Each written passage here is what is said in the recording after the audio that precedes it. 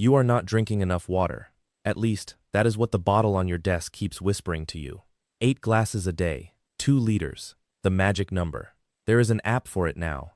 A little reminder that buzzes to tell you that you, a grown adult, forgot to drink. And if you miss the number, you feel it. A tiny guilt, like you are slowly turning into a raisin. Here is the thing. Nobody ever proved that number. Not a doctor, not a scientist, not a single study. It came from a government footnote in 1945. That is it. That is the entire origin of the most repeated health tip on Earth. Today I will show you where 8 glasses actually came from, why it is wrong, and how much water your body really needs. Spoiler, you are probably already getting it. Quick thing first, because I have to. Everything I am about to say is stuff I dug up, plus my own opinion. I am not your doctor, and this is not medical advice. If a real doctor gave you a water target for a real condition, listen to them, not to a cartoon man with a round head. Drink water. Obviously. Water is great. Just maybe stop counting glasses like your life depends on it. And no, I will not beg you to subscribe at the end, even though I will want to. Badly. Okay, let us go. 8 glasses. Where does that number even come from? Let us go back to 1945. A group called the United States Food and Nutrition Board sat down and wrote a recommendation. They said an adult needs about 2.5 liters of water a day. Sounds official. Sounds science-y. 2.5 liters, that is roughly 8 glasses, and boom, a legend is born. But here is the part nobody ever quotes, the very next sentence. They wrote, almost word for word, that most of this water is already contained in the food you eat. Most of it. Already handled. They were not telling you to drink 2.5 liters. They were saying your whole day adds up to that, food included. And then something very human happened. That second sentence fell off. Think of it like a game of telephone across 80 years. The big scary number is easy to repeat. The boring footnote that says, relax, it is mostly in your lunch. That does not survive the trip. So the number kept traveling. The fine print did not. And we all started chugging 2.5 liters of water on top of our food, paying a bill that was already paid. Nobody lied to you on purpose. A footnote just lost its own footnote, and 70-something years later, you are carrying the receipt around in a backpack with a sticker on it. Let us talk about that food for a second, because this is the part that quietly breaks people's brains. A huge chunk of your daily water does not come from drinking at all. It comes from eating. Watermelon is basically a water balloon with a flavor and a marketing team. Around 90% water. Cucumber? About the same. You are not eating a salad. You are drinking one with extra steps. Soup is just water with friends. Oranges, strawberries, yogurt, even rice and pasta after they soak up the pot. All of it is sneaking water into you, while you think you are simply having lunch. And yes, even coffee counts. We will get to coffee. Coffee is a whole drama and I am not ready. So when those experts said 2.5 liters, they meant total intake. Food plus every drink. Not 8 tall glasses balanced on top of everything else you put in your mouth all day. You have been hitting most of your target at the dinner table this entire time. Quietly. Accidentally. Without an app congratulating you. Your sandwich was on your team the whole time. Your soup was doing overtime. And you never once said thank you.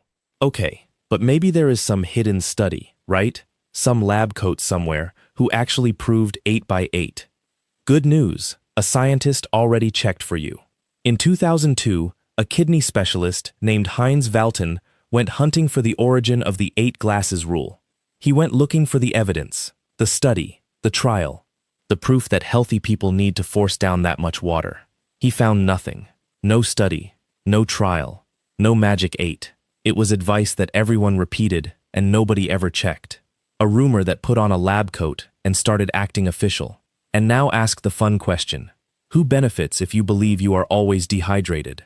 Bottled water is a multi-billion-dollar industry. You are dehydrated and you do not even feel it yet, is the single greatest sales pitch ever attached to a plastic bottle. I am not saying it is a grand conspiracy in a dark room. I am saying a scary number that makes you buy things tends to stick around a very long time. Especially when the truth is boring. And the truth here is gloriously boring. The truth is, you are probably fine, and nobody can sell you probably fine. If a belief just quietly died in your head, good. That is the entire job here, once a week. Subscribing is free. Staying wrong is weirdly expensive. Alright, the coffee drama I promised. You have heard this one your whole life. Coffee does not count. Coffee dehydrates you. So you drink a coffee, and then you panic drink a glass of water to undo the coffee. Like you are paying a fine for enjoying something. Relax. Put the fine down. Here is what is actually happening. Yes, caffeine is a mild diuretic. It nudges you to pee a little more. But your cup of coffee is mostly water. A lot of water. Way more water than the caffeine sends back out. So the cup still leaves you with a net gain. You end up more hydrated than before you drank it. Same story with tea. Same with soda, honestly. They all count toward your daily total. You are not running a hydration deficit because you enjoyed a latte on a Tuesday. So no, you do not need to chase every coffee with a glass of water like a referee throwing a flag. The coffee was already, mostly, the water. You were drinking the same thing twice and feeling responsible about it. Now, to be fair, there is one drink that genuinely dries you out. Alcohol. Beer, wine, the fun stuff. That is a real diuretic, strong enough that the water cannot keep up. That is why the morning after feels like a desert. So the irony is perfect. The coffee everyone fears, hydrating. The cocktails nobody worries about, that is your actual water thief. But your innocent morning coffee, drink it, enjoy it. The coffee is on your side too. Here is the twist that should actually relax you for good. You already own a perfect water sensor. It came free, pre-installed, the day you were born. It is called being thirsty. Deep in your brain there is a tiny control center, and one of its jobs is to watch your blood and notice when it is getting a little too concentrated. The moment you actually need water, it flips a switch. You feel thirsty. You drink. Problem solved. This little system kept humans alive for a couple 100,000 years. No bottles, no apps, no buzzing reminder at 3 in the afternoon. Just a brain that says, hey, go find water, and a human who listens. So the idea that you are secretly, dangerously dehydrated while feeling completely fine, for a healthy adult, that is mostly nonsense. Your body is not shy about this. If it wants water, trust me, you will know. Now one honest note, because I am not a cartoon liar. Older adults can feel thirst less. Certain illnesses change the rules. Heavy heat and hard exercise can sneak up on you. Those are real exceptions, and you plan for them. But for most people, on a normal day, at a desk, holding a sad little bottle with lines on it, drink when you are thirsty. That is the whole science. That is the secret. It is free. So let us put the raisin fear to bed for good. You do not need 8 glasses. You do not need 2 liters stacked on top of your food. You do not need to apologize to your coffee or pay a fine for your tea. Here is the whole story in one breath. A government footnote lost its fine print. A rumor put on a lab coat. And a plastic bottle made a fortune off your guilt. Meanwhile, your food gives you water. Your coffee gives you water.